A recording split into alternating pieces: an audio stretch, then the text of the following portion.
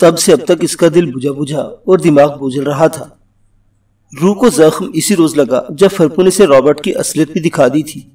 اس کے بعد سے سوچنا خود کو ایسا ہی سمجھ رہی تھی جیسے ستمکار تقدیر نے اسے سمندر میں اچانک دھکا دے کر گرا دیا ہو، اور اب اس نے خود ہی ہاتھ پاؤں مارتے ہوئے تیرنا سیکھا تھا، بالکل اسی طرح جیسے پرندے اپنے اونچے گھونسلوں سے اپنے بڑھتے ہوئے بچوں کو گرا دیتے ہیں کہ وہ ہوا میں پر مار مار کر خود ہی اڑنا سیکھ جائیں گے۔ معزز سامعین حضرات، آپ دیکھ رہے ہیں اردو کلاسک اور آپ کی خدمت میں پیش کیا جا رہا ہے اردو ناول رنگ آسماں قسط نمبر 99۔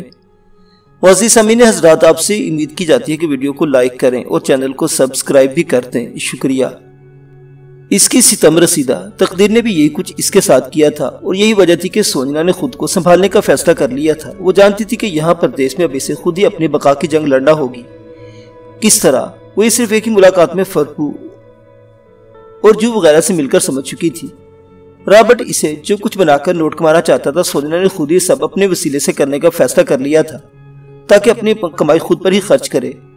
رابرٹ سے اسے اب شدید نفرت ہو گئی تھی، بلکہ نفرت تو اپنی جگہ، وہ اس سے انتقام لینے پر اتر آئی تھی۔ تاہم ایک تلخی اور بھی اس کے اندر گھل گئی تھی، اسے اب رابرٹ سے نہیں بلکہ محبت کے نام سے نفرت ہو گئی تھی۔ وہ سمجھتی تھی کہ محبت محض دھوکہ فریب کے سوا کچھ نہیں ہے، حقیقت صرف پیسہ اور دولت ہے، آسائش ہے، اپنی غرض ہے اور بس۔ لہٰذا وہی کھیل اب اس نے رابرٹ پر کھیلنے کا فیصلہ کر لیا تھا جس نے سونیا کے ساتھ کھیلا تھا۔ وہ جانتی تھی کہ اگر اس نے رابرٹ سے یہ کہہ دیا کہ وہ اس کے اصلیں جان چکی ہے تو معاملہ بگڑ سکتا ہے۔ اسے بہت احتیاط سے اس معاملے کو دیکھنا تھا۔ اس نے اپنے راج محل کے نوادرات بھی رابرٹ سے واپس لینے کا مصمم ارادہ باندھ دیا تھا۔ شفیق کی صورت میں اسے ایک مرد کا ساتھ میسر آ گیا تھا۔ اس بار کی ملاقات میں ان کے درمیان اجنبیت اور ایک فاصلے کی سی دوریاں بھی ختم ہو گئی تھی۔ اسے ایک بڑا حوصلہ شفیق سے بھی ملا تھا۔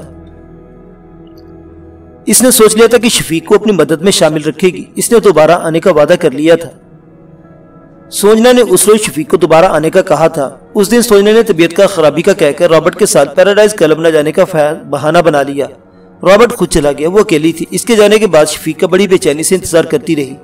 جب وہ آیا تو اس نے شفیق سے کہا، شفیق، کیا تم اس الب نصیب اور بیچ منجدار ناؤ کو پار لگانے کا وعدہ کرتے ہو؟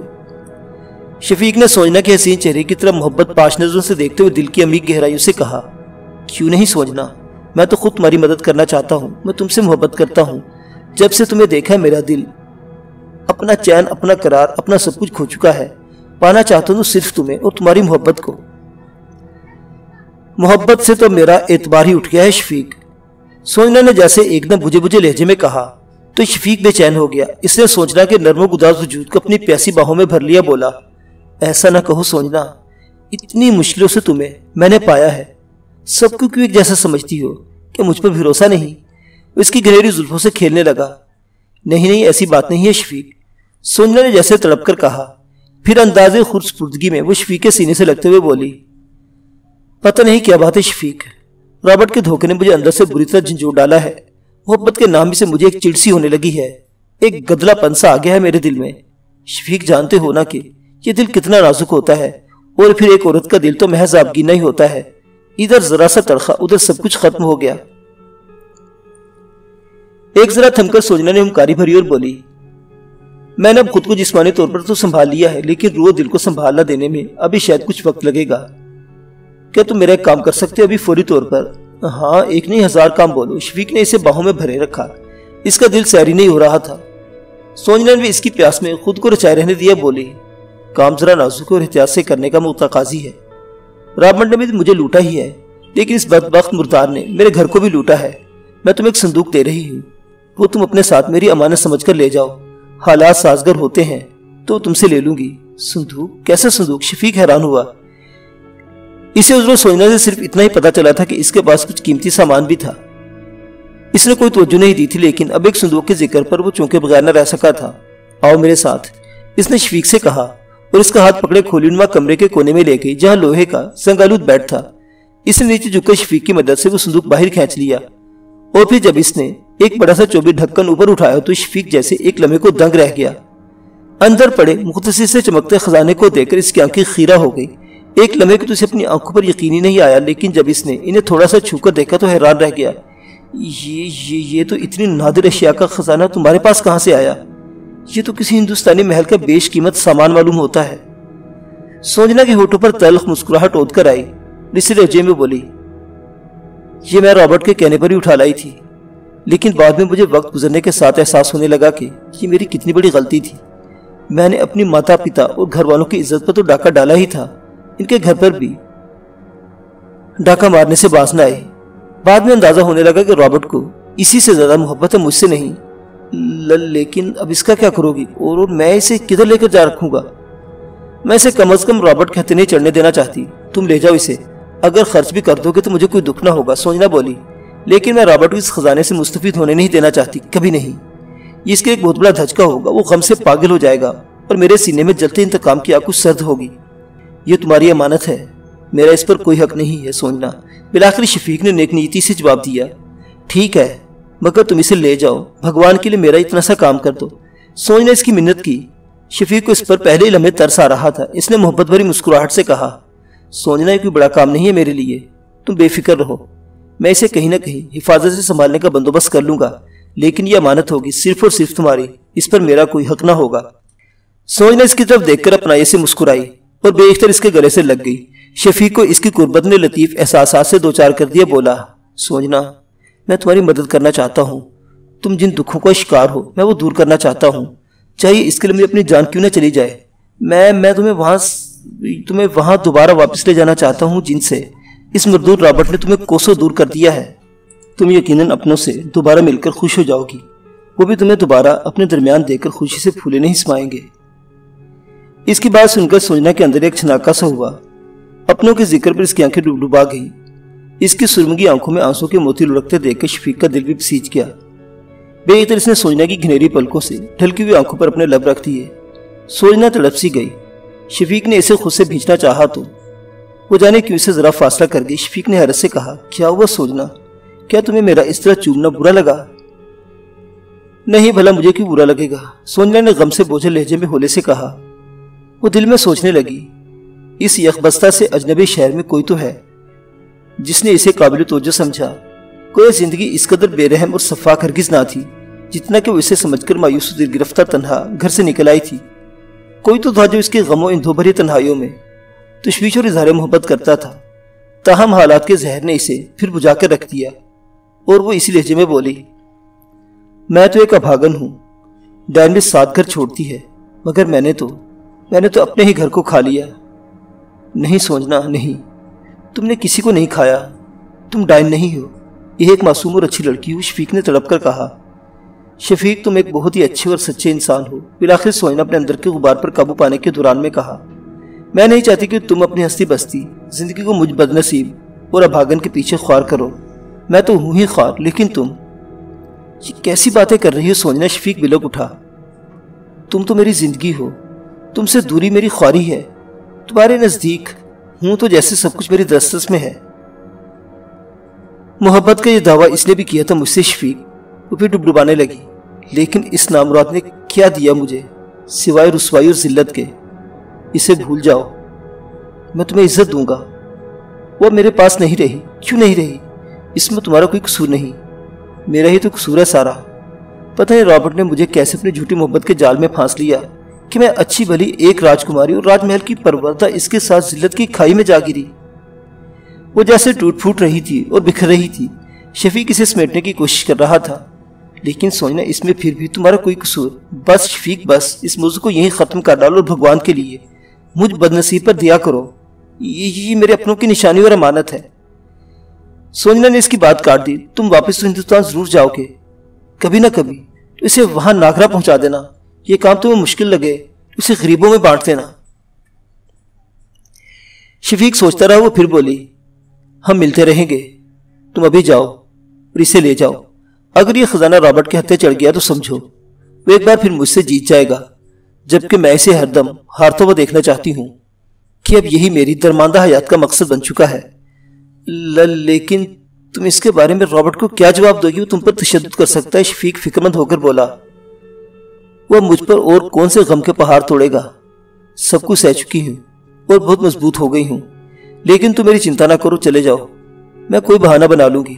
नहीं, वो बहुत कमीनी फितरत का आदमी है, वो इतनी आसानी से तुम्हारी जान नहीं छोड़ेगा। शफीक ने कहा, क्योंकि मैं ही नहीं, अब तुम भी इसे अच्छी तरह जान चुकी हो कि इसके नजर में तुम नहीं बल्कि दौलत है।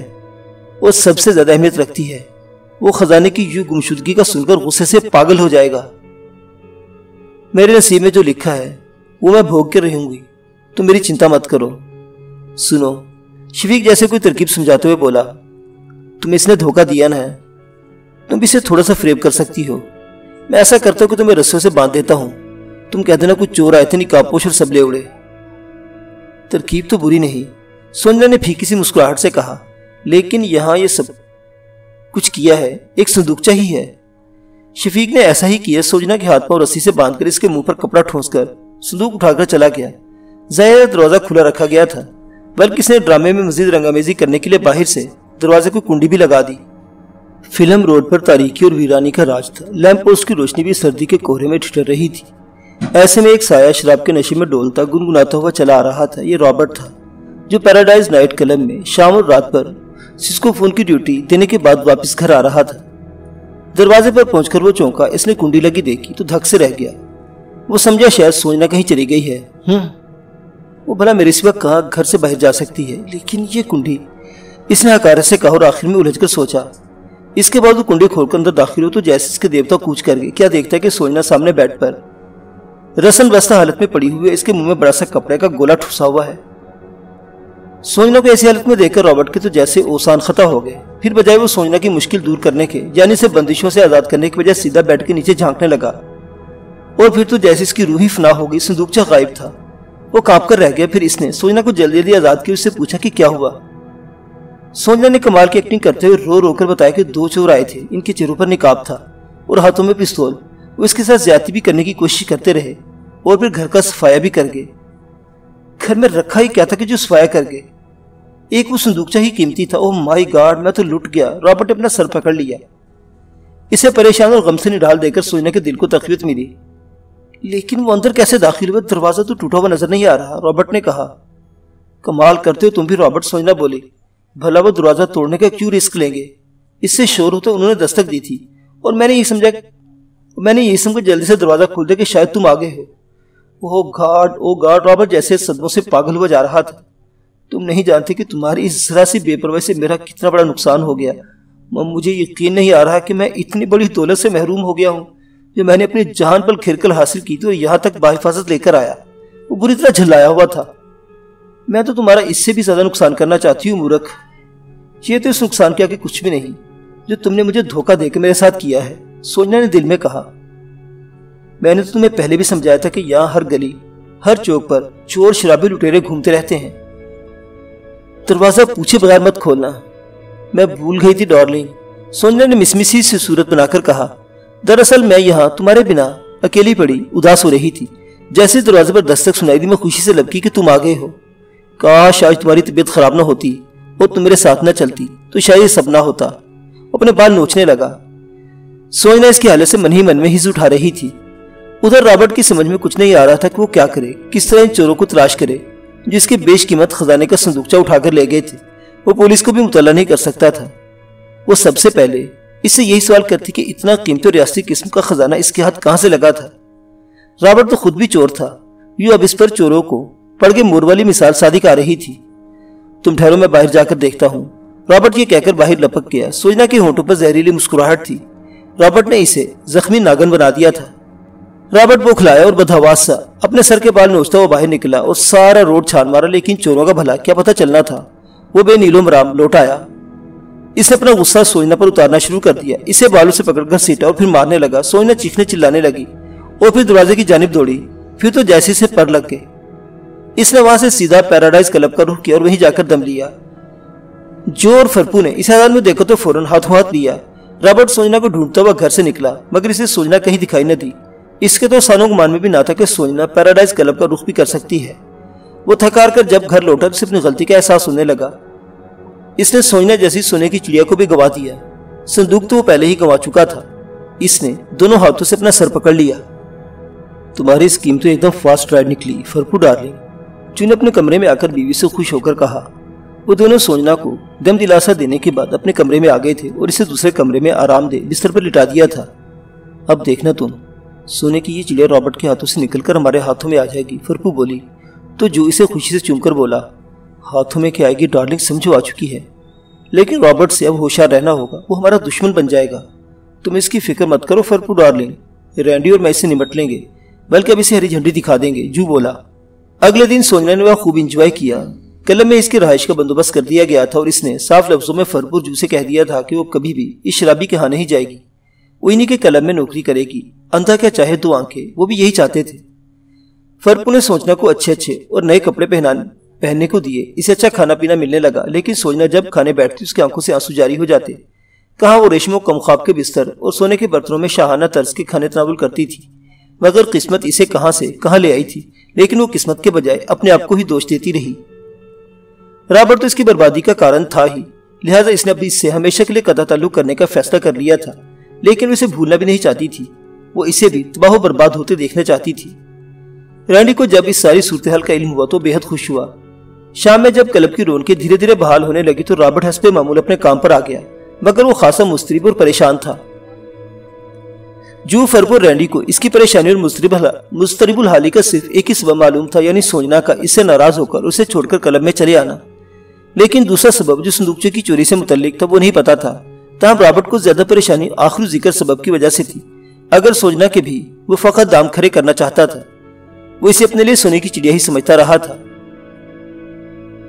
दिली लगाव इससे कभी नहीं हुआ था, मगर अब तो सोने की चिड़िया भी भरा मार्केट इसके हाथों से उड़ चुकी थी। वो अभी ये नहीं जानता था कि वो भी इसी कलम में पनाह ले चुकी है। जो फरबो रैंडी अपने काम में मसरूफ रहे, किसने से मुंह नहीं लगाया मास्वे रिस्मी हाय हेलो के। रॉबर्ट भी खामोशी से अपने म्यूजिकल सेक्शन की जानिब बढ़ गया और स्टूल पर बैठकर बड़ा सा सैक्सोफोन संभाल लिया। आज इसका काम में जी नहीं लग रहा था। बमुश्किल 10-15 मिनट ही गुजरे थे कि वो झल्लाकर स्टूल से उठा और सैक्सोफोन एक जानिब पटकने के अंदाज में रखा और उठकर काउंटर की जानिब आ गया। वहां सिर्फ जू मौजूद था। फरपो रैंडी किसी काम में मशगूल थे। जू भी यूं ही बार के शेल्फ में भांत भांत की बोतलों को दुरुस्त करने में लगा हुआ था। यार एक डबल पैक बना के दो, रॉबर्ट ने जू से कहा। वो काउंटर के करीब एक स्टूल पर बैठ चुका था। जू शेल्फ की सेटिंग में लगा हुआ था। इसकी जानिब मुतवज्जो और कोई बात किए बिना एक पैक बनाया, बर्फ की एक डली डाली और इसके आगे रख दिया। क्या बात है यार, तुम तीनों आज मुझसे कतराए कतराए क्यों नजर आ रहे हो? मशरूब का घूंट मैदे में मुंतकिल करने के बाद इसने कदर झल्लाकर जू से कहा। जू इसकी जानिब मुड़ा और बोला, ऐसी तो कोई बात नहीं, बस आज जरा काम ज्यादा था, थकावट हो गई है। रॉबर्ट को किसी गड़बड़ की बू आई। उधर एक जानिब कोने में फरपू रैंडी खड़े थे। रैंडी ने फरपू को मखसूस इशारा किया तो एक तरफ को चली गई। वहां मुख्तसर राहदारी के इख्तिताम पर ऊपर जाता एक जीना था। वो तय करने के बाद वो कमरे में पहुंची। अंदर सोजना मौजूद थी। वो इससे कुछ देर राजदाराना सी गुफ्तगू करने लगी। उधर रॉबर्ट निस्फ से ज्यादा खाली पैक कर चुका था तो इसे जू की तरफ मुतवज्जो हुआ। इस वक्त ज्यादा पीना मुनासिब नहीं, गाहक आने लगे हैं और सैक्सोफोन को इंतहाई देर तक रुकना नहीं चाहिए। जाता हूँ यार, रॉबर्ट ने बेजारी से कहा। यार तुम लोगों ने मुझसे ये तक नहीं पूछा कि मैं परेशान क्यों हूँ। बिलाखिर रॉबर्ट ने झुंझलाकर कहा, तुम और परेशान क्यों? खैरियत? जू ने तोहन करहन अनजान बनकर ही सही पूछ ही लिया। और क्या यार, वो चली गई है मुझे छोड़कर। समझ नहीं आता इसे कहाँ तलाश करूं। रॉबर्ट ने पिछानी मसलते हुए कहा। कौन चली गई, कहाँ चली गई, किसकी बात कर रहे हो तुम? जू ने एक बार फिर तजाहले आरफाना से काम लिया। वही यार, सोने की चिड़िया सोजना, और कौन? ओह, लेकिन क्यों? क्या तुमने इसे मारा पीटा था? जू ने चौंकने की अदाकारी करते हुए इसे उचकती हुई भौं से देखा। हाँ, कुछ ऐसा हो गया था, मैं गुस्से में आ गया था। मगर क्यों? गुस्सा किस बात का? अब रॉबर्ट इसे संदूकचे के बारे में क्या बताता बोला। बस यार, आ गया था ना गुस्सा। अब तुम ही मेरी मदद करो, इसे कहाँ और कैसे तलाश करूं? रॉबर्ट ने भी इतना कहकर गिलास मुंह से लगाया था कि आखिरी घूंट खत्म करना चाहता था कि अचानक जैसे बिलोरी पैग इसके हाथ से छूटते छूटते बचा। इसे सामने से सोच आती हुई नजर आई। वो खासी मुतमईन, रुथुली और निखरी नजर आ रही थी। लिबास भी इसने मगरबी पहन रखा था, जो बेश कीमत गुलाबी रंग के स्कर्ट और ब्लाउज पर मुश्तमिल था। कीमती मोतियों की माला में वो एक मगरबी शहजादी ही नजर आ रही थी। ऐसे में वो और ज्यादा स्मार्ट और हसीन दिखाई दे रही थी। वो अकेली थी। इसकी सजदत देखकर एक लम्हे को तो रॉबर्ट भी मबहूत सा होकर रह गया। फिर इसने घूर कर जू की तरफ देखा। तुमने बताया क्यों नहीं खबीस के सोजना यहाँ आ चुकी है? मुझे क्या मालूम, हो सकता है फरपू से मिली हो। रॉबर्ट इसके झूठ की परवाह किए बगैर स्टूल से उठकर सोजना की तरफ लपका। सोजना डार्लिंग, कहाँ चली गई थी तुम? मैं फिक्र और परेशानी से सो न सका। वो एकदम मक्कार लोमड़ बन गया। उसके करीब जाकर बोला। सोजना ने इस पर एक उचरती सी निगाह डाली और फिर इसे नजरअंदाज करते हुए बार के काउंटर के करीब स्टूल पर आकर बैठ गई। फरपू की हदायत इसकी समातों से गूंज रही थी। इसने काउंटर पर आते ही जू ने फौरन बाछे फुला दी और फिर इसने सोजना के लिए एक पैक बनाया और बड़े एहतराम से सोजना को पेश किया। सोजना ने अदाए दिल आरा के साथ एक घूंट भरा। रॉबर्ट अपनी जगह खड़ा इसे तकता ही रह गया। اس میں اتنی جرأت نہ ہو سکتی تھی کہ وہ سوجنا کو بازو سے پکڑ کر روک لیتا۔ وہ اسی طرح اپنی جگہ پر فاصلے سے کھڑا سوجنا کو مشروب پیتے دیکھتا رہا۔ سوجنا کا یہ انداز بڑا دلربا تھا۔ رابرٹ ہونٹ بھیجتا دوبارہ اس کی جانب بڑھا اور سوجنا کے قریب آ کر اسے بازو سے دبوچا۔ سوجنا نے نفرت و غیظ سے اپنے ہونٹ سکیڑ کر گلاس میں موجود مشروب اس کے چہرے پر پھینک دیا۔ رابرٹ اس کی جرأت پر پہلے تو ششدر رہ گیا، لیکن اگلے ہی لمحے اس کا دماغ بھن آ گیا۔ اس اپنے دائیں ہاتھ کا تھپڑ سوجنا کے چہرے پر رسید کرنا چاہتا تھا کہ جون اس کا ہاتھ راہ میں ہی پکڑے اور غصے سے آنکھیں نکالتا وہ رابرٹ سے بولا، تمہارا دماغ خراب ہو گیا رابرٹ، یہ کیا بدتمیزی کر رہے ہو میڈم کے ساتھ؟ رابرٹ کی اسری نظریں سوجنا کے چہرے سے ہٹ کر اب جو پر جم گئی۔ ایک لمحے کو اسے حیرت کا جھٹکا لگا، لیکن بھی دوسرے میں وہ خار کھائے ہوئے لہجے میں بولا، جو میرا ہاتھ چھوڑ دو۔ کہتے اس نے ایک جھٹکے سے اپنا ہاتھ جو کی گرفت سے آزاد کرایا۔ تم کون ہوتے ہمارے درمیان بولنے والے؟ اس کے بعد اس نے سوجنا کو بازو سے پکڑا اور اسے بے دردی سے کھینچ کر بولا، چلو سوجنا، میں تمہارے ساتھ کہیں نہیں جاؤں گی، مجھے تم سے نفرت ہے۔ سوجنا نے جیسے زخمی ناخن کی طرف پھنکار کر کہا۔ رابرٹ ایک بار پھر ہتھے سے اکھڑنے لگا، پھر اس سے پہلے کہ وہ سوجنا سے مزید بد تہذیبی کرتا اچانک عقب سے کسی نے اس کے شانے پر مضبوطی سے ہاتھ رکھ دیا۔ چھوڑ دو اسے رابرٹ اور اپنا راستہ لو، ورنہ مجھ سے برا کوئی نہ ہوگا۔ یہ رینڈی تھا، اس کے ساتھ فرپو بھی کھڑی تھی۔ رابرٹ ان کی جانب گھوما جو بھی ان کے ساتھ آن ملا تھا اور فرپو نے سوجنا کو سنبھال لیا تھا۔ اب سمجھا، یہ تم سب کی ملی بھگت تھی، دیکھ لوں گا میں تم سب کو، رابرٹ پرتاش لہجے میں بولا۔ اس کے بعد خطرناک نتائج کی دھمکیاں دیتا وہاں سے چلا گیا۔